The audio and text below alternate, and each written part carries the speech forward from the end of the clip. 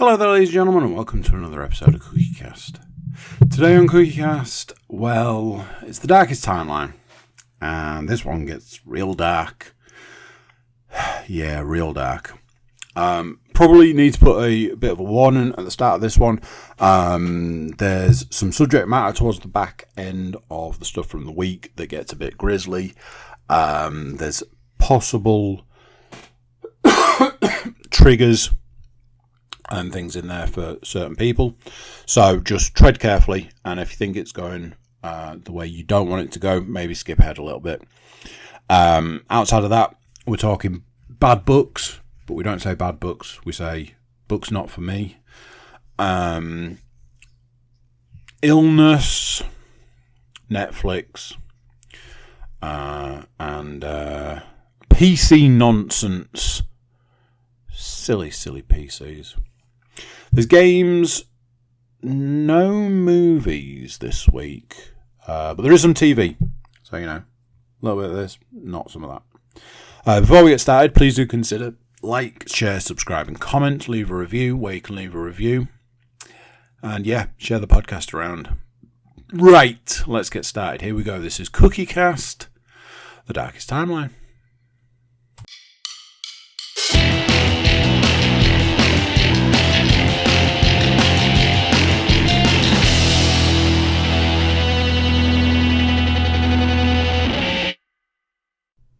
Hello everyone.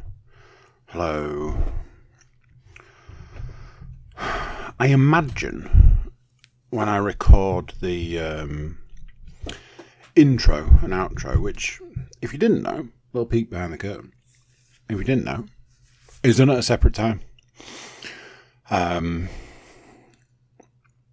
imagine when I record the intro and the outro, I'll probably put some sort of caveat, warning, one of those type things, probably on the beginning, warning that this podcast will probably get a little spicy in areas and may tackle and deal with subjects that some people might find sensitive. So this is just me saying, if I didn't do that, just be warned. It'll be further into the podcast. It'll probably be more mid to late area. But I already know it's going to get spicy because I am in a fucking mood.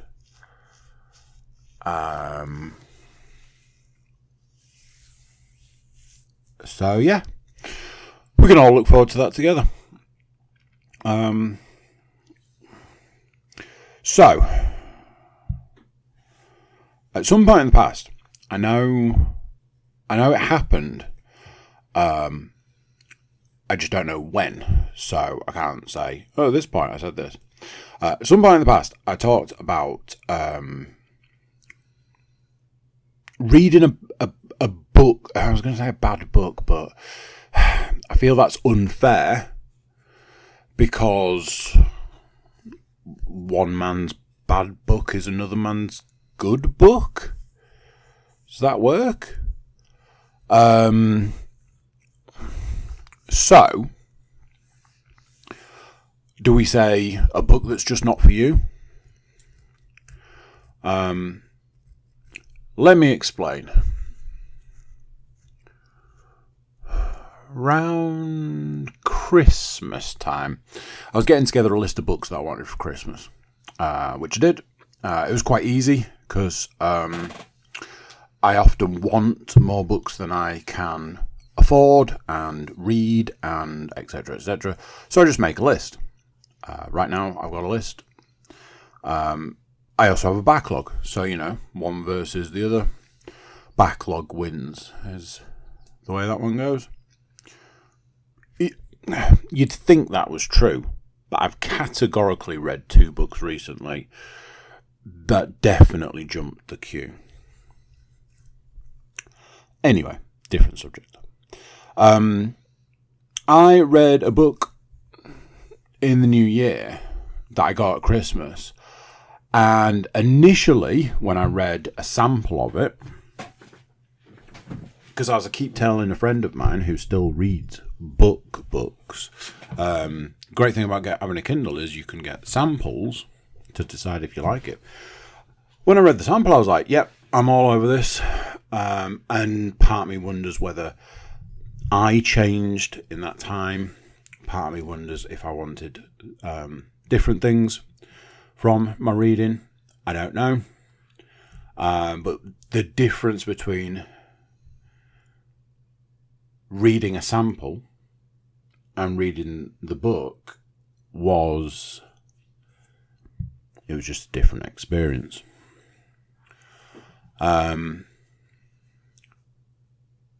Fast forward a few months, and it wasn't the only book I'd got of the same subject matter. So I was like, well, I read samples of both. They were both different. That's why I was like, well, I'd want both. Had an experience with the previous book, and I was like, okay, I don't think I'm going to have the same experience with this book, because although it's about the same subject, it's written from a different perspective. I know that for a fact. And I was right to start with. So, I'm reading the book, I'm like, yeah, this is different, this is cool. It's giving me information. I like information. It's giving me things to think about, things to try. It was very much, not everything is this way. Sometimes it can be another way, and that sort of changed my perspective on the subject matter. I don't want to give too much away, which is often the case, and I imagine it can get a little annoying. But it's largely because I don't want to be the guy that rocks up and is like, hey, I read a shit book and it was called this and it was rubbish. Because, as I said, I don't believe that's the case. I believe I didn't get what I wanted from this book. There is a person out there who will happily tell you the book in question is the best book ever written. They'll live by it and die by it. So that's why I'm not like, this was the book and this was the author. I reached a point where I was like, okay, initially this book was working. Now this book is not working for me. I was like, okay, what do we do? How much does there need to be for you to say, I am going to put this book down for now? I am going to decide this book isn't for me and not read this anymore. I'm gonna come back to it in a few days. I'm gonna start reading something else, which I think we all know what that secretly means. I own a book, a physical book, that I got a third of the way through, was thoroughly enjoying, and one evening I put it down, and as far as I was concerned, I was going to pick it up the next day to read, and my life changed to the point where I don't read physical books anymore because of the way my life is. It's not through anything other than I'd stopped buying books, was one thing, and the short version is you need light to read. The time of day I read at is night. The point in time I read or do the majority of my reading is at the point in time I'm going to bed. It is unfair for me to be like, I'm going to put this light on and read this book. It's that simple. I truly believe that one day I'll go back and finish that book. So I think there are different categories. I once had a book I read. I think I read the first couple of chapters and I was like, wow, this book is hard going. I read another chapter and I was like, I don't think I can do this. In a lot of ways, it reminded me a lot of American Psycho, because there were so many characters. It was a book that kind of thrust you into this already well-established world, working on the principle that you would just accept everything for the way it was, and that somehow you knew who all the characters were. And I got so far through quite early on in the book, and I said, I have to walk away from this book. This book, I can't do it. And I spoke to someone around that time. I was like, man, I've been reading this book and it's been real difficult. And they were like, oh, I've read that. And I was like, oh, cool. They're like, yeah, it's tough going. Like, okay, that makes me feel a little better. And ironically, I saw that book today in a shop and was like, hey, there's that book that I never finished reading. So, back to the book in question. I got so far, I was like, I might have to leave this book. And I think I felt at the time it was one of those where I was like, I probably will come back to it, but I know I've got 3 books waiting. So I'm a bit like, it's not going to be any time soon, is it? And at the point in time that I went, I think I'm going to have to leave this book, the book went, you want it to be worse, did you say? And the book completely changed. And not for the better.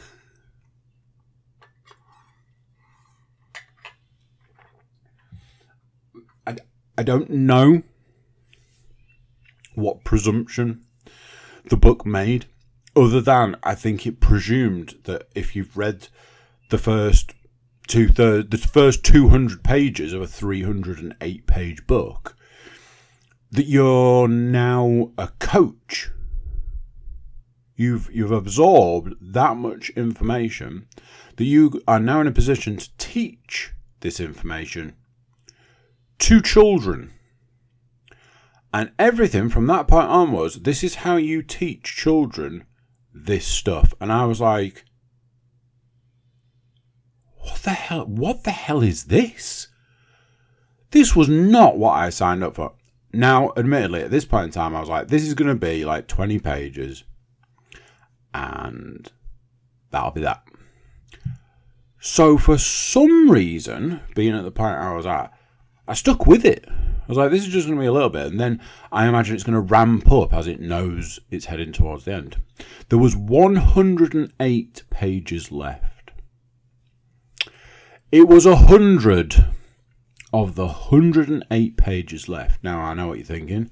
Well, you were at the point in time where you were ready to give up on that book. Yes, I was, yes. But there's some weird part of me, some completionist part of me that thought it was going to just be a little bit. And I rode that whole thing all the way to the end. And then, I think at the time that I previously spoke about this, I said, if you don't have a lot of time, you can't dedicate time to something that's not giving you what you want. There's a lot around computer games and books and TV and films. And I was saying, like, when you have so little time, to give what little time you have to something that's not for you, feels like you're being robbed. Feels like somebody stole from you. I mean, that's the same thing, but it's just... And I think I walked away from that book going, hey, I get to read... I was going to say something. I get to read a book that's more for me. So that's good. But I feel like I'm partially hating myself for not pulling the ripcord at 200 pages. And I just keep kicking myself going, if you'd have just walked away, we could have been halfway through the book that we're reading now and thoroughly enjoying so far. So yeah, it was an experience. Speaking of experiences, I've not been very well. But to make it all that better, you know the kind of ill where you can't quite put your finger on it? Like, you don't know what's wrong with you. Like, I've got a bit of a throat thing, I've got a bit of a head thing, I feel lethargic, I feel like I've got cold and flu, but for only 15 minutes a day spread out over the day. And if I'm doing something, I feel fine. That includes, like, exercise and things like that. But if I'm not, I feel really ill and I feel like I want to, like, just curl up in a ball.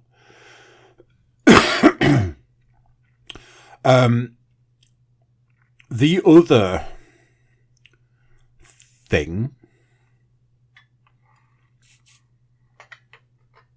and I've been trying to work out how to do this delicately. The other part of the illness was that I had a bad stomach. So in between being like, oh man, I feel really unwell, oh man, I got a really sore throat, oh man, my head, all of that is like, oh, I'm just going to run to the toilet.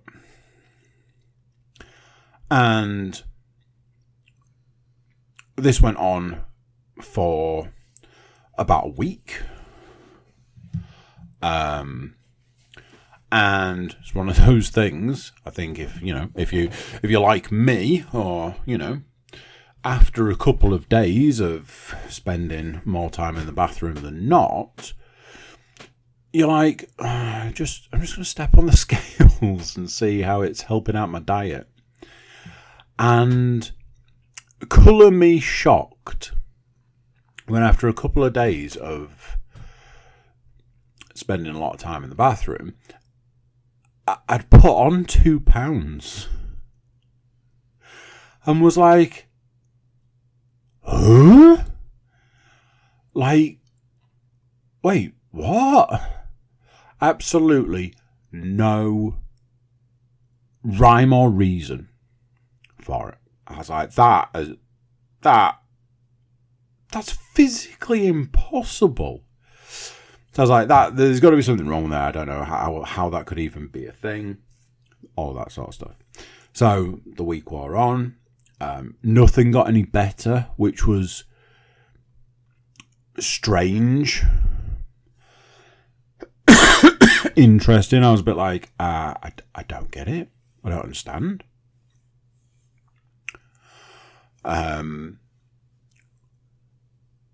So 5 days in, I am just like, man, what is this?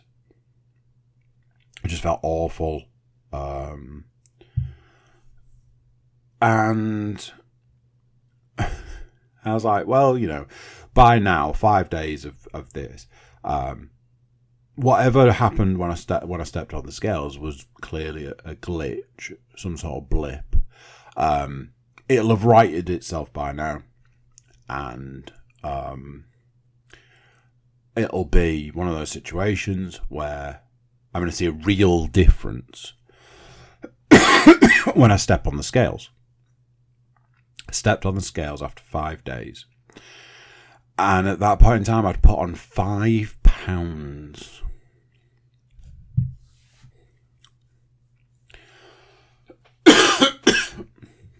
Absolutely no idea on that one. This went on so long that by yesterday, I think it was, where things had started easing up, as you can tell with my coughing. I wouldn't say I'm 100%. The thing being is, I don't need to go to the toilet as much. By yesterday, I had put on £7.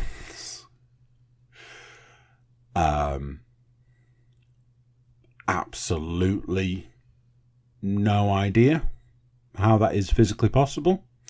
Don't know what could have caused it. Don't know what that even means.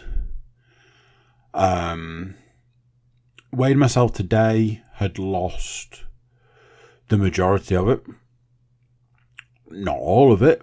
So at this point in time, having been ill for a week, I weigh more than I did this time last week.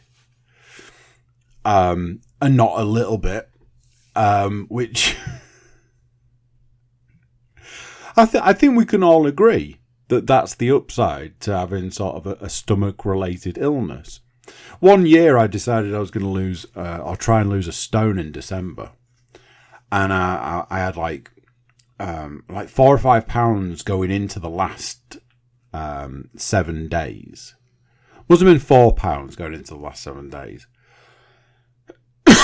And I was like, there's no way I'm going to do it. And I'd done really well up to that point. Obviously, I'd lost, what would it be? £10 at that point over 3 weeks. I was like, man, I'm not going to do it. But it's a good run and all that. And then I got ill and managed to do it. I was like, man, I've been ill all week, but hey, at least I managed to lose a stone in December. So, at least there's an upside to being unwell. Apparently not for this illness. It was the weirdest thing. End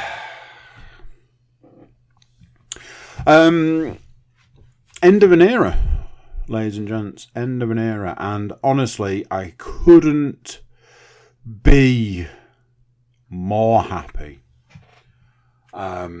Since pretty much it being available in this country to now,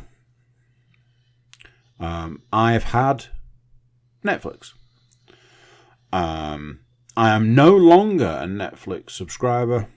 Obviously, I went through why that was recently, and it finally ran out. I finally got the why don't we stay friends screen. I was like, no, thank you. And it was like, why don't you could sign in or sign up if you want. I was like, no, I'm good, thanks. Unfortunately, I was about 2 days short of finishing the series I was watching. It was like, damn. But where there's a will, there's a way. And that will is that I am not the only person that pays for Netflix, or used to pay for Netflix in this house, which in itself is probably a bit mental. And they have a few days left before their subscription changes over. So I've been able to try and finish up the series, which I haven't quite managed, but we'll get inside of it. Anyway. By the time it went, I was so glad of my decision. Me and Liam have been watching The Last Dance. Obviously, I've already seen it, but she hasn't. And one of the episodes, which is now along, there were 4 adverts in it. One of the adverts was about 4 minutes apart.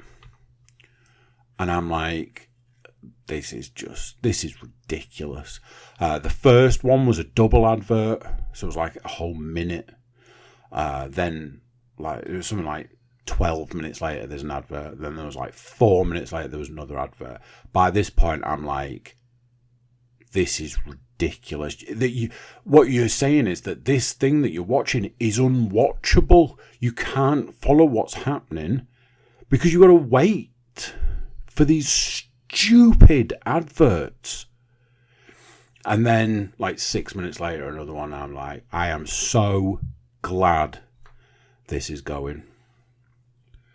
But end of an era kind of thing. I was talking about PC horseshit. And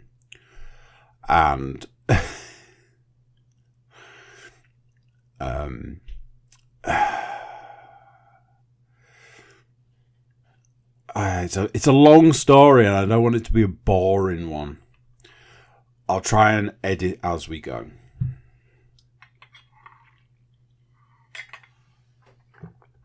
I bought Ghost Recon Breakpoint in a sale on Steam a few weeks ago. I tried to play it on the Steam Deck, and it was like, nope. So what? What do you mean no? It was like, no.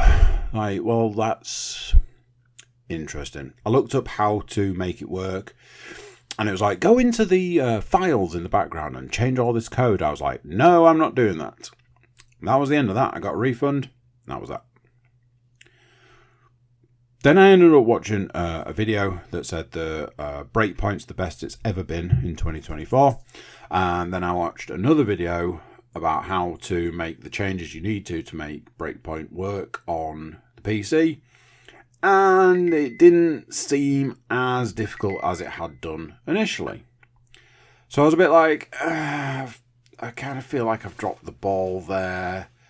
I feel like I could have maybe given it a go, especially when I tried to get Splinter Cell Blacklist working and managed to get it to work properly, having just done like a series of changes. I was a bit like, I might jump the gun. It's £50 on Steam at the moment. Darn it, sort of situation. On the side of the YouTube video I was watching, somebody had posted a comment that said, "Oh, by the way, if you want this game now, until the end of June, it's available on Ubisoft. Obviously, that's the company that make it, and it's got like 75% off it or something." And I was like, okay. So I then went down this rabbit hole of how to get it to work, doing it that way, and it seemed like if you follow step-by-step instructions, you can get the Ubisoft thing on the Steam Deck. So I was like, okay, well, I can do that for free. So I spent 45 minutes one night watching a YouTube video, going step by step, adding lines of code here, there, and everywhere, and going into files, going into desktop mode, going back, open this, close that, do this, stand on your head, spin around 3 times. And I got it to work. I got Ubisoft Connect installed on the Steam Deck. I was like, well, that was the free bit. So, let me have a look at buying the game. So, the game was going to be £10 with its money off. When I went to buy it, on the page to buy it, it was like, if you add this code as a promotional code, you can have 20% off. An additional 20% off, I added the code, it worked. I paid £8. Like, I mean, yes, why not? £8. Fantastic. And that was kind of that. So I was like, right, I now need to go about trying to get the game to work. And I went through a bit of a rigmarole of trying to get it like up and running. Obviously, I had to install it, but I had to install it to the Ubisoft Connect part, which isn't Steam, obviously, but, you know, we're on the Steam Deck, so it's like a whole separate system. Oh, it was very, very stressful. Got it installed, told it to run, a couple of hiccups to start with, got past those, and the game started. I'm like, I thought I was going to have to do all those things that it wanted me to do. So I've now got a situation where the game's installed. I have to go through the Ubisoft Connect part of that is now installed into the Steam Deck. And once you've jumped through a series of hoops, the game works fine. Don't have to make any tweaks, changes, or anything like that. Cool. There's a small problem. Teeny tiny problem. Teeny tiny problem is that when the game is running, the Steam Deck sounds like a jet engine. It is pumping out about 3,000 degrees out of the back of it. And I work on the principle that the speed the fan's going, the heat that's coming out of it, and just all of that in general probably means that the Steam Deck is steadily dying in the process of playing this game. But as I said the other day, it looks real pretty. Then I tried to install a game, and the thing's like, hey, you haven't got enough space for this. I was like, what? So now I have this situation where Ghost Recon Breakpoint is installed on the Steam Deck, but doesn't show. And it also doesn't show how much space it takes up. And it's also installed to the hard drive, the internal hard drive, which, if it was up to me, it wouldn't be. It would be installed to the SD card. And I'm like, why does all this stuff have to be so freaking difficult? I just wanted it in Steam, and in hindsight, I do believe that this is probably somewhat karmaistic, because really, I should have just hung on to the one that I bought cheap through Steam and made the tweaks and the changes necessary. But I didn't do that, did I?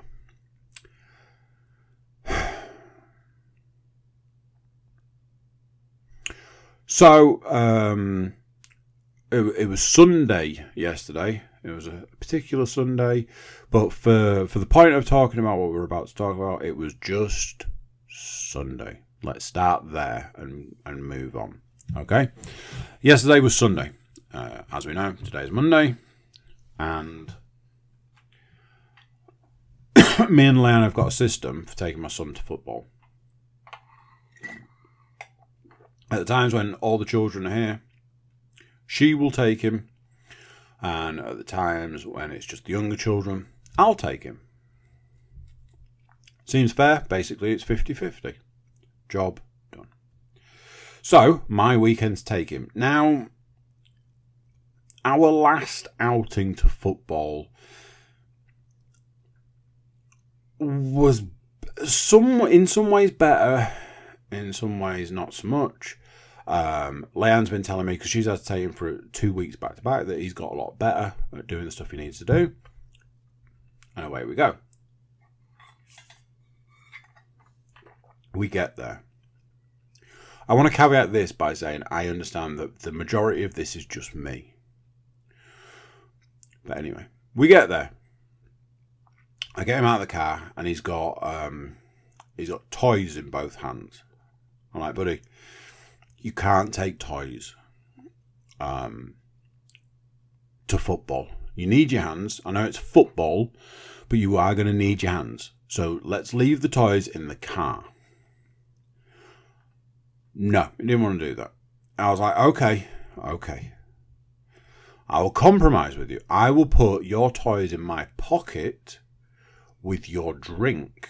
So they're still with you, but you've got your hands free. And apparently that was agreeable as long as we took all the toys. All being 2. So I was like, okay, I'll put them in my pocket. They're out of sight, out of mind. Boom.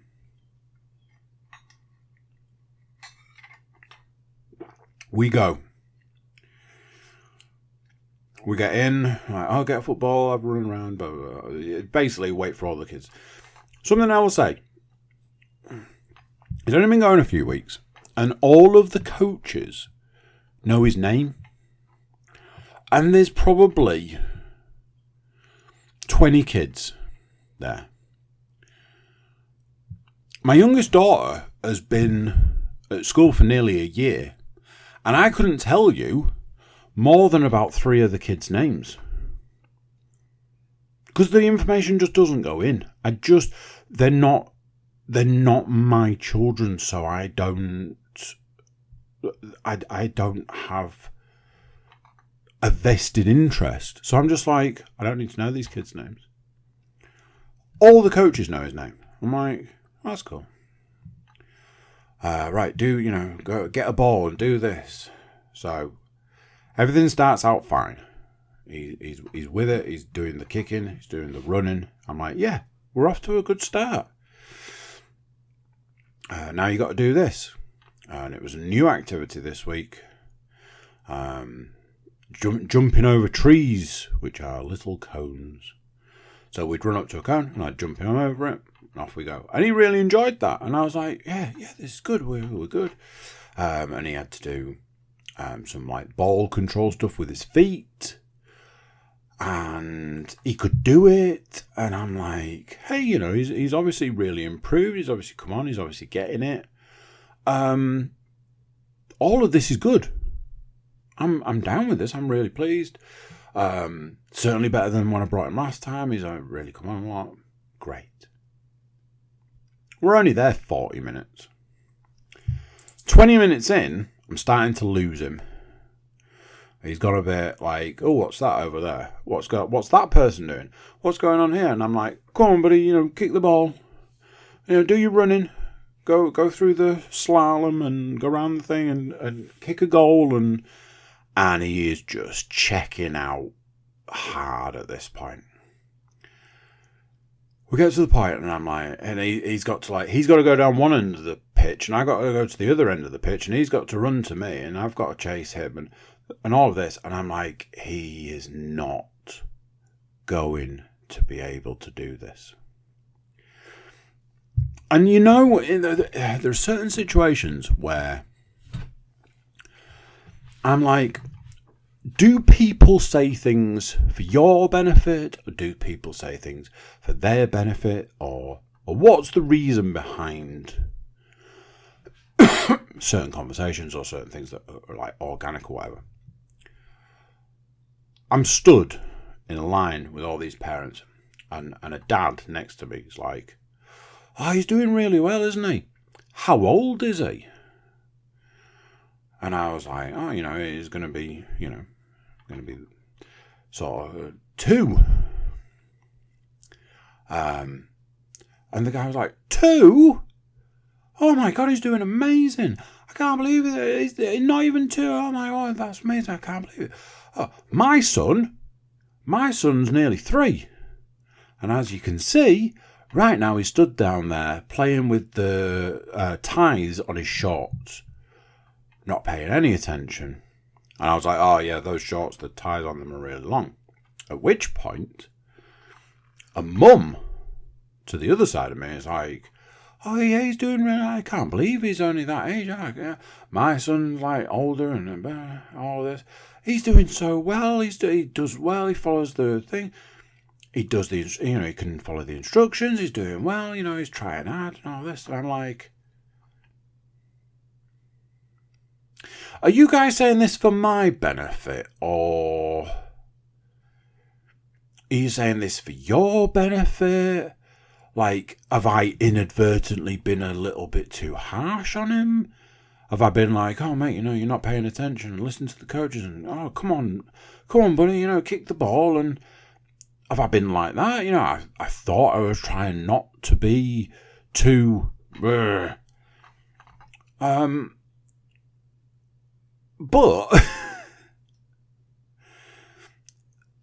I was like, oh yeah, maybe he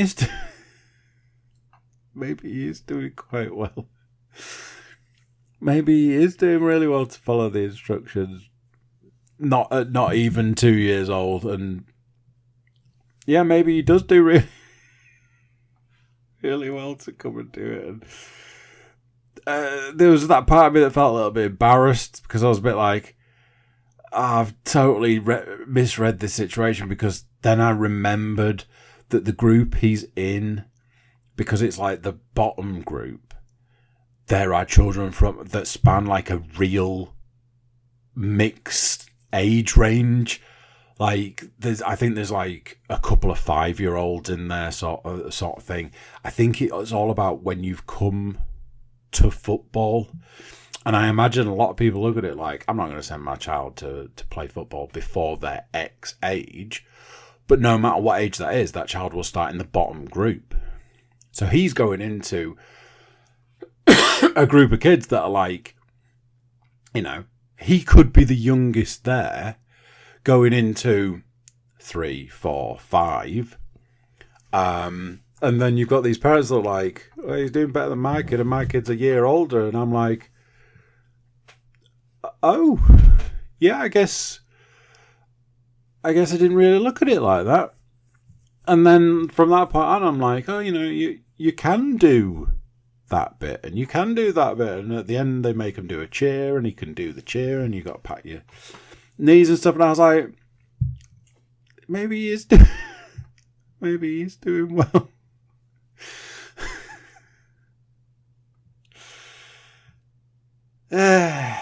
Sometimes it just takes other people to put things into perspective for you. That's why it's good to, you know, spend time with other people.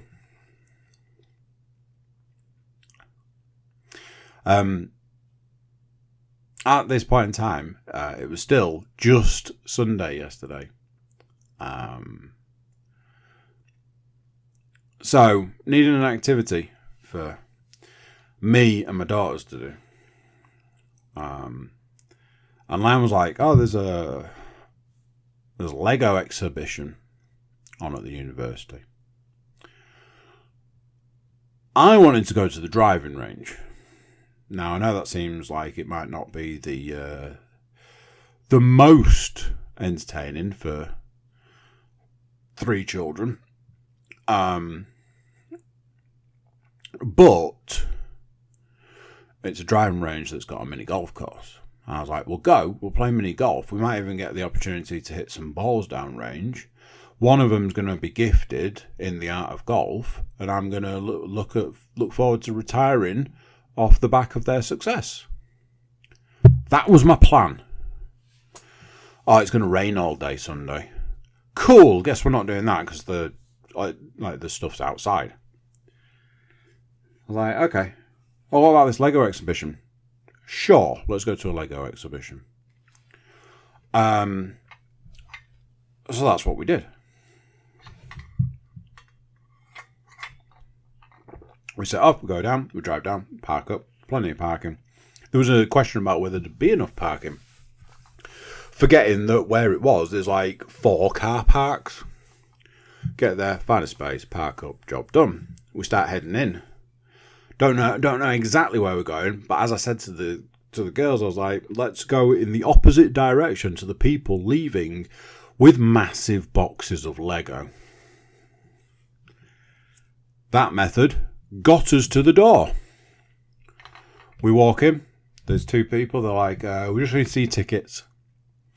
So we can get you scanned in, hand stamp, and away you go. I was like, okay, show them the tickets. Stamped our hands, we went in. Firstly, there was this massive, what turned out to be these 2 guys have built this almost futuristic looking, fully working, fully functional mine. So there was like a drilling machine, there was like a conveyor belt taking like rocks away, there was a train that had a drill on the front. There was like all the sort of stuff you'd imagine for like a mine, like things that were like taking rocks and gems and stuff away, and then just like things drilling all over the area. It was very cool. It was fully functioning. There were these 2 guys stood behind this table, and they thought they were fucking rock stars. They're there, they're leaning back, they're chewing gum. And honestly, in any other situation, they would not be rock stars. But at that point in time, in that moment, they were rock stars. I absolutely loved it. I was like, yeah, good on you. We go in, and I'm like, wow. There was a lot of people there. There was a lot of stuff to look at. I was like, right, okay. I was like, look, I apologise because I always make you lot go to the toilet before we leave. And I also went to the toilet before we left. But I need a wee. I was like, you guys stand there. I'm going to run to the toilet. I went to the toilet, came out. By the time I come out, My daughter's like, I could do with the toilet as well. All right, okay, you go to the toilet. I'll wait here. Once we got that sorted, it was like, right, let's go and have a look. Honestly, I tell you this much, I am in the wrong business. You've obviously got that aspect of you're at a convention, an exhibition, whatever you want to call it. So the people there that are selling Lego are already charging more. Then you've got the fact that, you know, for every inconvenience, they're charging you an extra £5. So some of the Lego that was there was so wildly overpriced, you could have bought 2 or 3 of them elsewhere for the same price. I was like, how the hell do these people think they're going to make any money? That's one side of things. The other side of things is the sheer volume of Lego that place will have sold. People were walking out of that building with massive boxes of Lego. I saw someone walking through the car park with the McLaren Technics. I'm like, that thing's worth hundreds and hundreds of pounds. And you've bought it from a convention, from an exhibition. You will have paid, I'm going to roughly estimate you will have paid at least £100 more than you could have got that elsewhere. Insanity. So, we're having a look. We're looking at something like the big builds. There was a Darth Maul bust. There was a Ecto one. One of the ones that I thought was the coolest was somebody had done the DeLorean and Time Train from Back to the Future 3. I was like, that is cool. So we look at these. We go around a bit. Then there's like a kids activity area. So me and my eldest did a memory game. Where there's like bits of Lego stuck on a board. You look at it for a little while, flip it over, and then see how many you can remember. There was a, stand here and build some Lego, which they all went off and did that. So I stood for a bit and I was like, this is like the activity side of things for them. So that's that. I was like, right, we've been doing this a while. Let's go and have a bit more of a look. I was like, we've only looked at probably a fifth of what's here. So we started walking up, at which point my youngest daughter decided it was time for us to go home and told us that. She's like, can we go home now? And then was like, look, there's a door right there. We can walk out this door and leave. I'm like, no. We went and looked. There was a few more like exhibition pieces. Like there was the Run the Jewels car, which I thought was super cool. There was like I say, some of the like the Technic ones that have been built. There was like a Cadillac that had been built, like big builds. There was like a street from the Simpsons with all the Simpsons characters. Somebody had built a Concorde. That was really cool. And like a spaceship. International Space Station. That was a good one. I think my youngest daughter said 5 times, is it time to go? Can we go home? And I was like, it wasn't cheap to come here. It wasn't like £5 gets you through the door sort of thing. It wasn't that. It was the literal opposite of that. It was it's 30 quid for 4 of you sort of deal. So I was a bit like, well, I don't want us to just leave. So we had a look. I was like, once we've been round, and I can say we've been round, we can leave.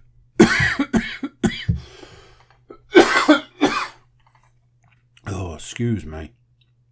So some of the most expensive ones we saw were, you can build the Real Madrid football stadium for just under, and I mean just under, £400. My favourite was a house, like I think you'd sort of say a Victorian era house, multi-storey, lots of different floors and stuff. It was £1,200. One of my other favourites was the cheapest one, because we saw 3 of these. The cheapest one was the Iron Man head on the stand. I took a picture of it. It was £119. I took a picture of it and I sent it to Lan, and she was like, "Ha, good one," because that is currently sat on our mantelpiece, and I can assure you that was not what it cost. So yeah, £119. That was the cheapest.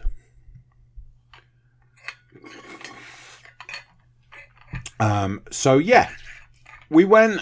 If I'm honest, I thought they might have got a little bit more enjoyment out of it than maybe they did. By the back end, me and my eldest were just doing the see which is the most expensive one you can find. Like I say, the £1,200 house was the winner. I was about to say something else, but there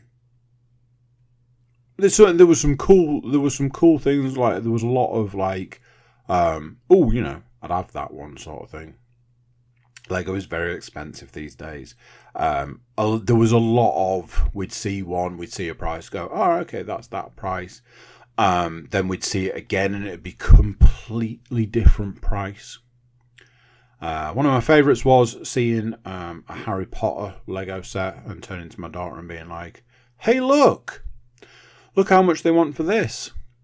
Maybe I should have brought the one that we've got at home that's still in its box. Could have made some quick cash while we were here.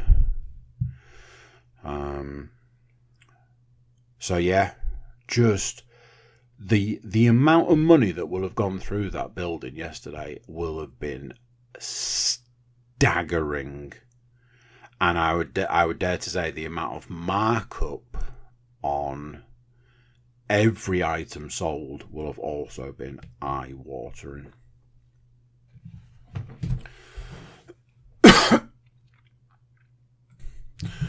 Just had a little break. Close the curtains. Little toot on the inhaler, see if it helps with the cough. Also, recently I've been struggling podcasting.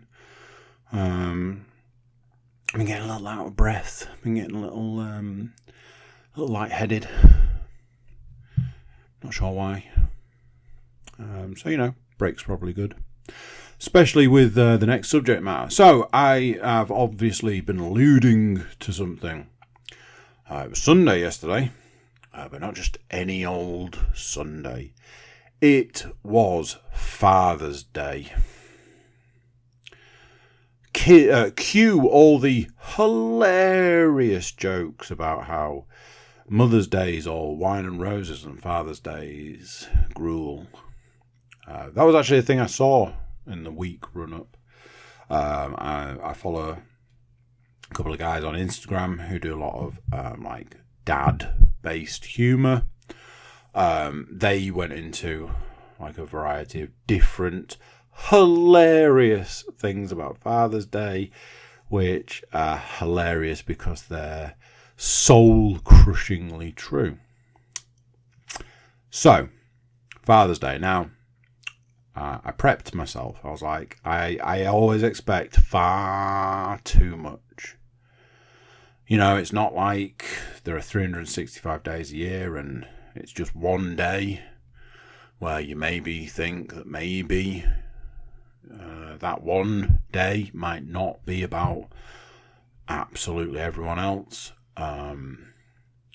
So then it's one of those where you're always crushingly disappointed. I saw a video that was talking about how, let's face it, calling it Father's Day is a real reach because it's more like Father's morning, etc., etc. So, spent quite a while like managing my expectations. I was like, I just want to get through the. I just want to get through the day. That would be nice. So my day started. My youngest daughter's at the side of the bed.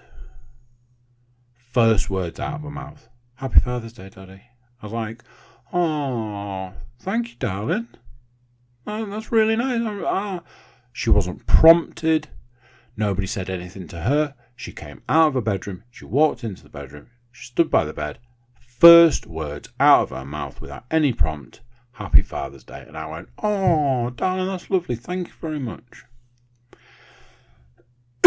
My son, with a little bit of guidance, comes tottering through and did his rough approximation of how you say Happy Father's Day. I was like, "Oh, cheers, buddy. I really appreciate that."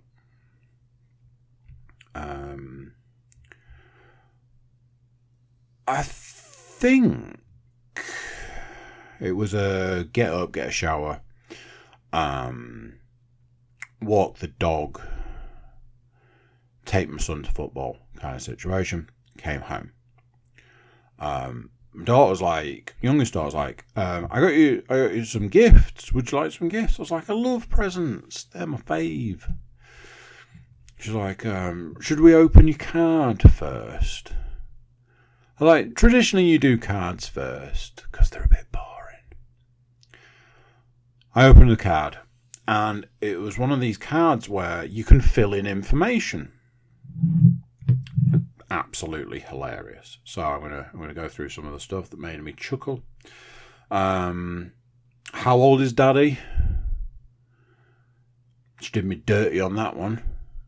Gave me an extra year. Mortified. Daddy's favourite food? Salad. Yep, I think we all had a good chuckle at that one. Daddy's favourite place to go? Climbing. I was like, oh man. How tall is Daddy? Big cooking.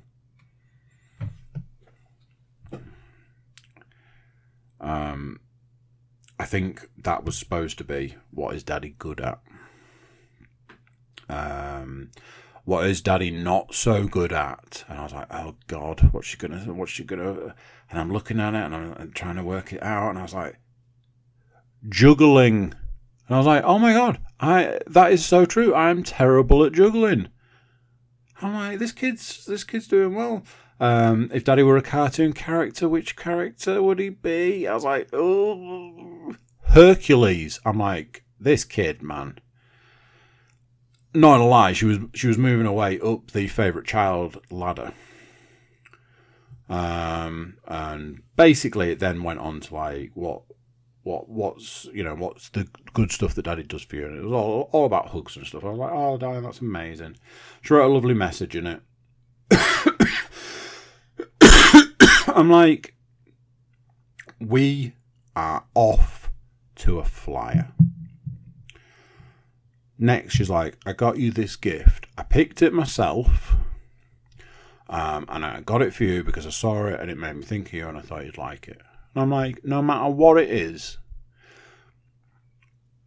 you're absolutely doing well, because all of those things you've said, perfect gift combination. I opened it and it was a mug. It was a Mr. Silly mug and a keyring. And I was like, darling, these are amazing. Fantastic gifts.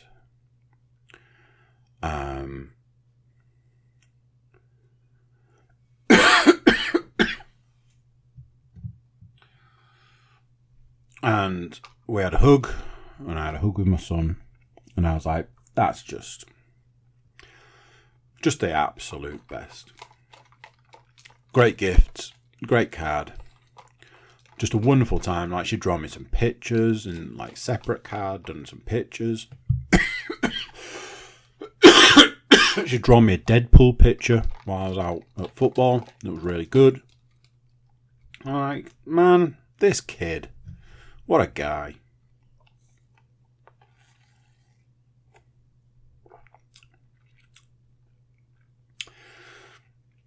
If I'm honest,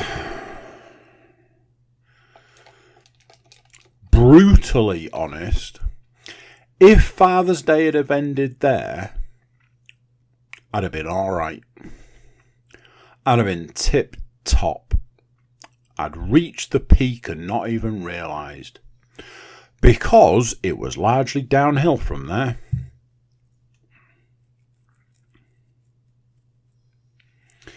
My older children arrived. Decided that speaking to me wasn't actually all that important. So didn't bother. Which was nice. Now, I fully expected this, so, kept it light, kept it jovial. Neither of them wished me Happy Father's Day. Okay, that's fine. You expect too much. Remember, you expect too much. Then, we've got some gifts for you. I was like, okay, well, presents are nice. Could have skipped the presents and just said Happy Father's Day, or even said hello to me. No? Cool.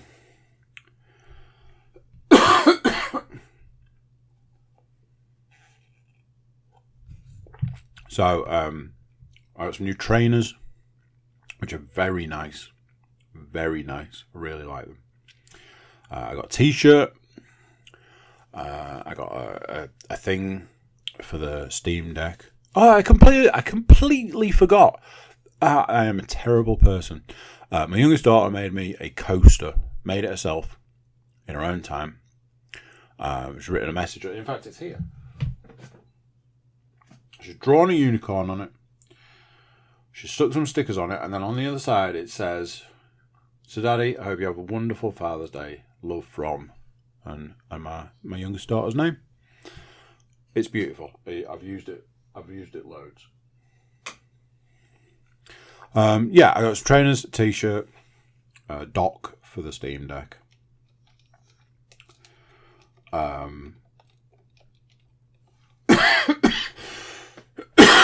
There was some Steam credit in there as well.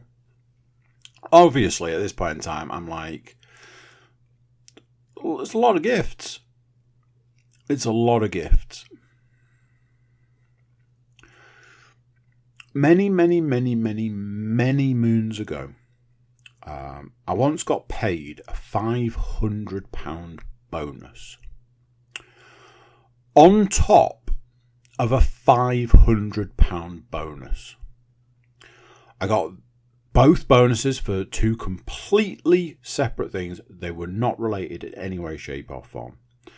One was for some staff related stuff, and the other was for steering the ship. And they were like, "You've done an amazing job. You've kept the ship afloat. We're going to give you a bonus of £500. And I was like, okay. I walked out of the room, and the person I walked out of the room was like, "My God, that's amazing. Two bonuses, £500 a pop. It's £1,000 you're going to get in your wages. On top of your wages, you've got your new wage, your management level, blah, blah, blah, blah, blah." And I was like, yeah, but they never said thank you. And the guy was like, what? Like, never said thank you. Honestly, could have kept the £1,000 and just said thank you. And he was like, "What do you mean?" I was like, "Thank you. A thank you to me would have been worth more than £1,000. And in the 20 years since that's happened, my stance has never changed on that. in a lot of scenarios and a lot of situations, just being appreciative can go a lot further than anything else. Thank you for this, thank you for that. Oh man, I really appreciate that. That's amazing. Thank you very much. That in itself can go, especially if you mean it, that in itself can go a really long way. The opposite can go further.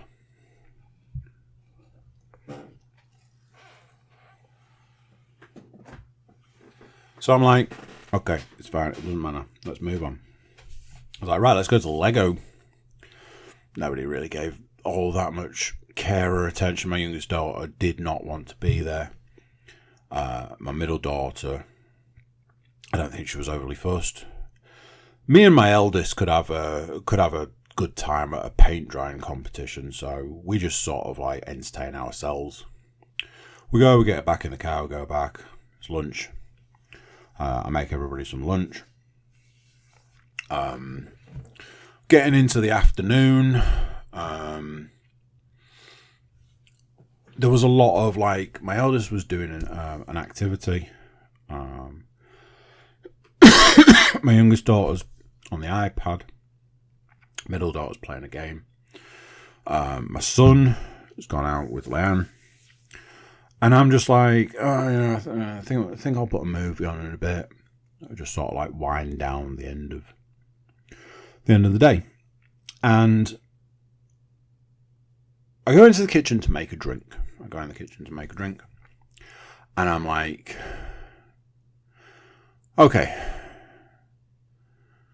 It's 3 o'clock in the afternoon. Nobody's died. There's been no fallings out. It's not been the best. It's not been, the best. But it hasn't been the worst. And honestly, in a lot of ways, you gotta take that away from it.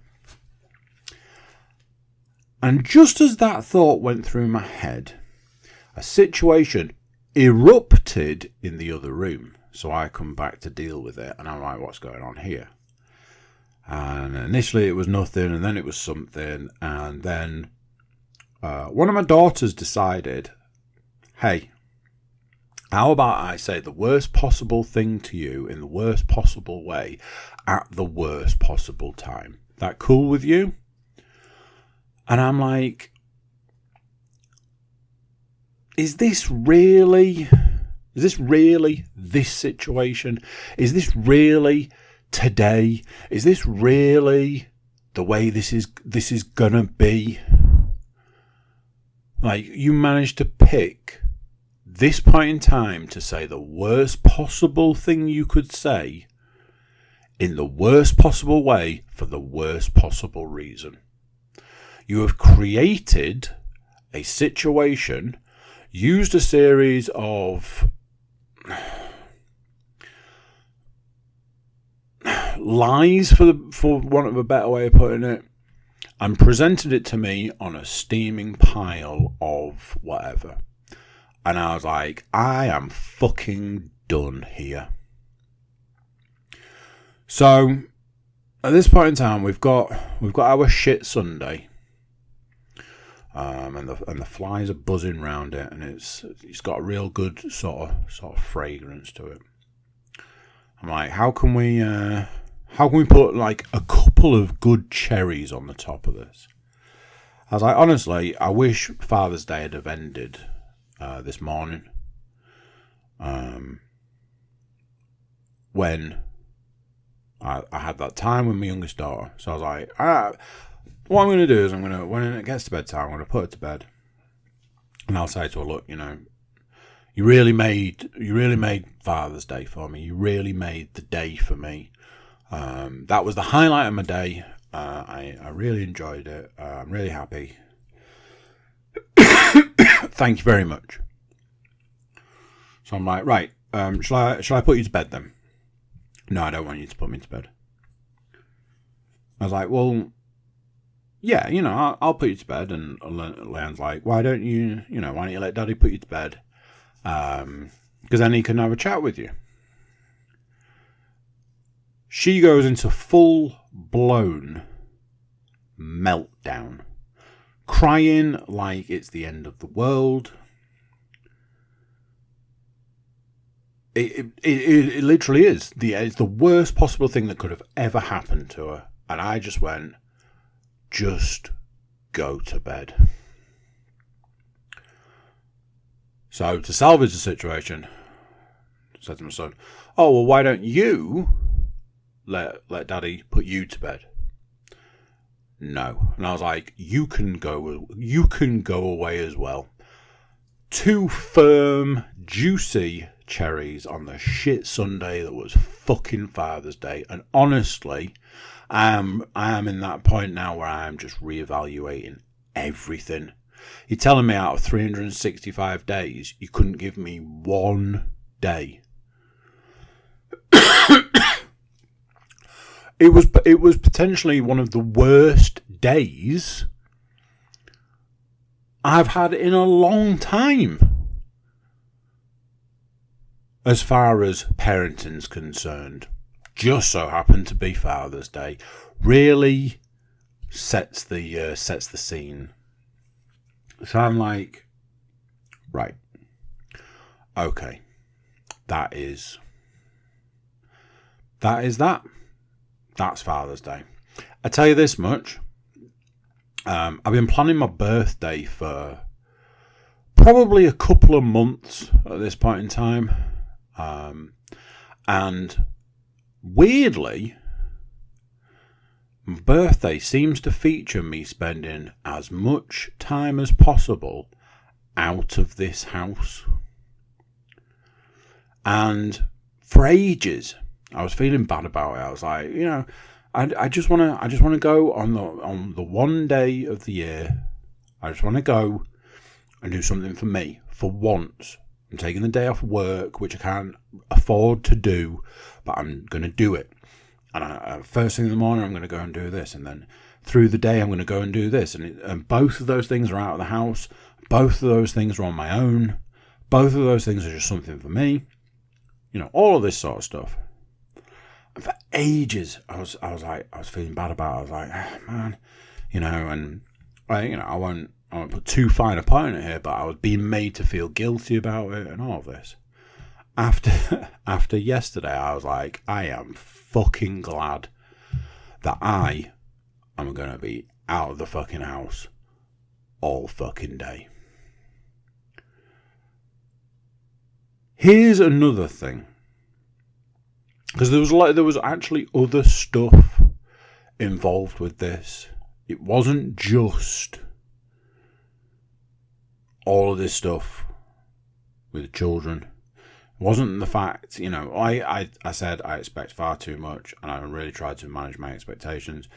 And it's nothing to do with gifts. It's not about gifts. I think I've said to a couple of people, I was like, next year I am literally going to say, as far as Father's Day is concerned, if you can muster the energy to write your name in a card, let's just do that, and then let's forget the rest of the day exists and just go about having a normal Sunday.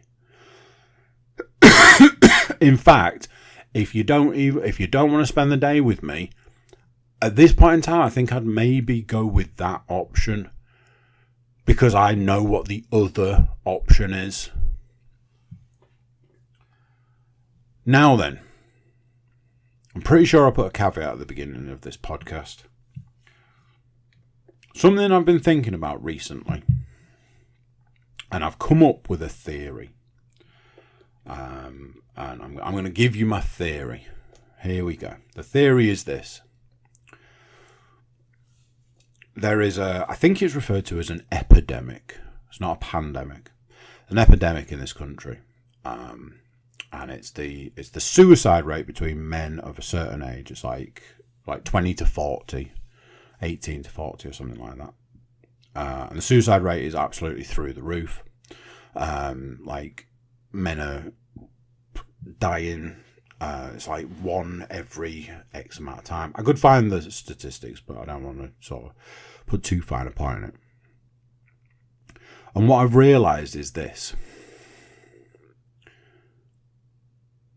When men hear the statistics for the suicide rate and the epidemic that is the suicide rate in this country, they hear that information and they go, really? Wow. And then there's a part of them that goes, yeah, I can see how that's the case. And even if it's a person who's never considered anything like that before in their lives, they can still see it. They can still understand it. And they go, I get it. I really do.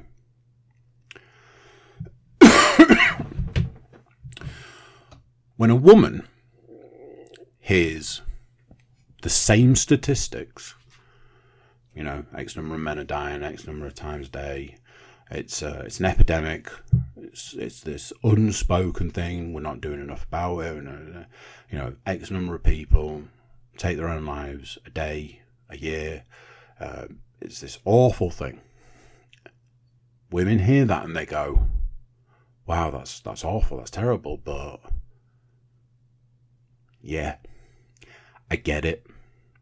And those two groups of people take that information in, do that mental calculation where they can fully understand why it is and what it's about, and then everybody goes about their business. And honestly, I think that could be one of the saddest things there is.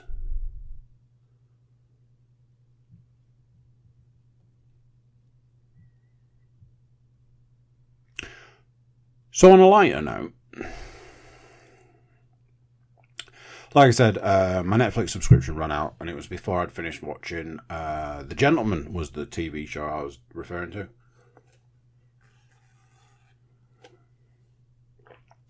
I have not finished The Gentleman. I have 30 minutes left of the last episode, which is my intention to get it finished tomorrow. However, it's sports day in the morning. So, you know, I imagine that my children will be expecting me to turn up and support them on something that's important to them.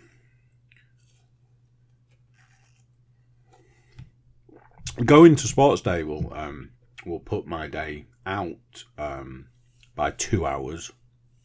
I'll have to start work an hour earlier and work an hour later. So, you know, there's that. But hey, you know, it's sports day. Hopefully I'll get it finished. I'll get the series finished tomorrow. I'll be glad to have got it finished, because that means, you know, I've got it finished. Not because it's not been good, because it's been very good. I think we can all agree I was a little dubious at the start. I wasn't sure how it was going to work. I wasn't sure how it was working. Like, who are these characters and how do they connect to the film? I think it's basically a reimagining of the film. Same premise, different characters.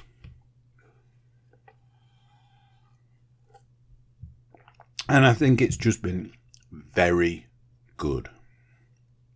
I'd absolutely recommend it to anybody.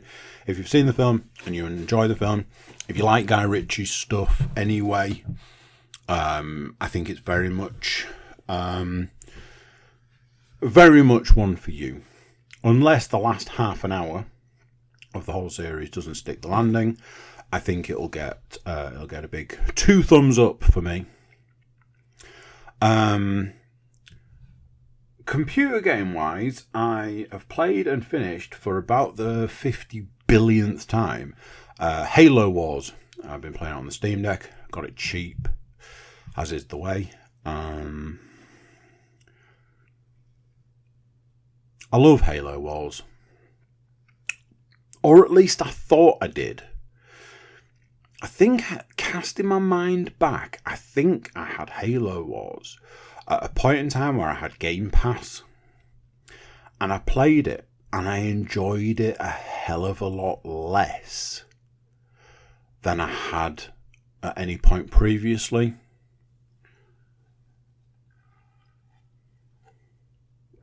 I love an RTS. I love a real-time strategy game. Pretty much any kind. Put me in front of one, I'll thoroughly enjoy it.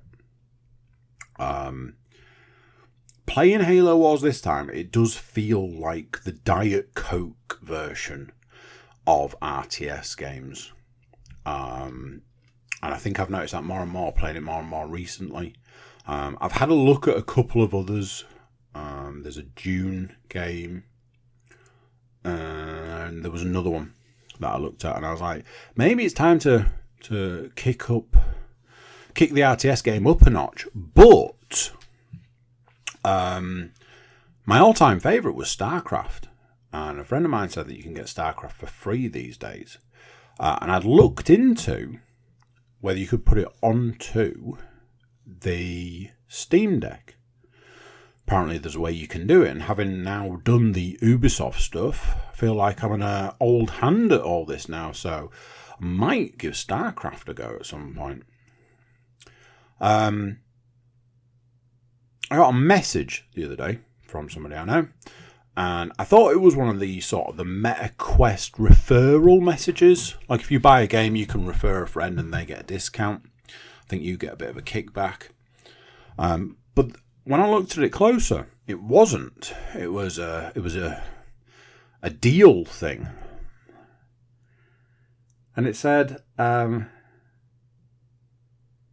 can have this game on the MetaQuest for 90% off. The game should have been £15, but you could have it for £1.50. Now, honestly, if you tell me something's supposed to be £15, but I can give you £1.50 for it, I almost don't care what it is, and I'm going to give you £1.50. However, the game in question was Zombieland Headshot Fever, which I was convinced was called something like Double Tap. But anyway, it's a game that I've sort of seen in passing. It's always been a little bit too much money for my liking. £1.50 though, I'm absolutely going to give you £1.50 for it. I thought it was a scam when I looked. I was like, no, it does seem to be fairly legit. I paid them the £1.50. It was all done through the Quest app as well. You just go to buy it, you put in a code that like tells it that you want it for 90% off, and it does the rest for you. And I paid them £1.50 and I got a full-blown Quest game. I watched some reviews for it beforehand. It reviewed well. What I will say is this. Very much one of those games that the reviews I watched got it absolutely nailed on. They said some of the pros are the voice cast has been very well matched, and I agree. And they were like, the levels last like a minute. I was like, that isn't true. That can't be the case. And they were like, trust me, it is, but you'll see why. They were right. Like, a lot of the levels don't last very long. It's a very fast-paced game. It's all designed around time trial stuff. The whole thing is, can you do it in this time? Cool. Now can you do it faster? I've got nothing against that sort of style of gameplay. Somebody said that they wished it had been procedurally generated instead of just the same zombies at the same place at the same time. I agree with that. And one of the big ones, the really big ones, is somebody talked about the fact that there's like a small number of weapons, and there's like a handful of upgrades you can get, and that's it. And I really think a game like this could have really done to have leaned into the weapons and upgrade side of things. It could have dialed the game up a lot. I have nearly finished it. And what I mean by that is I've done the last level, but I didn't have enough money to pay to do the last level properly, so you can do it as a practice run. So I've done that. I need to go back and play a few more levels to get more money, in-game money, so I can buy the last level properly, I guess. It's good. I've enjoyed it. I've played it a fair bit the last few days. I think I got that message Friday, so like 3 days worth of playing it. I've enjoyed it. It's been really good. An absolute bargain. I think we can agree on that one. I don't know how long that offer's on. I did get a couple of other things. One was just like I think it was just a freebie in then, but I got one for Leanne. A similar thing. I paid £1.90 for it. But she'd ended up suffering with the motion sickness thing. So that was kind of that for that one, I think. Yeah, very good game, really enjoyable. Could have done to have sort of kicked it up a couple of notches, but outside of that, yeah, great. I've been gearing myself up for some PlayStation gaming, but I haven't quite made it. I was saying I got some Steam games for Father's Day. So I got those installed yesterday, and I was actually playing one of them last night. It's like old stuff that I bought in a sale. So we shall see whether I get back to playing PlayStation or if it's all about the Steam Deck.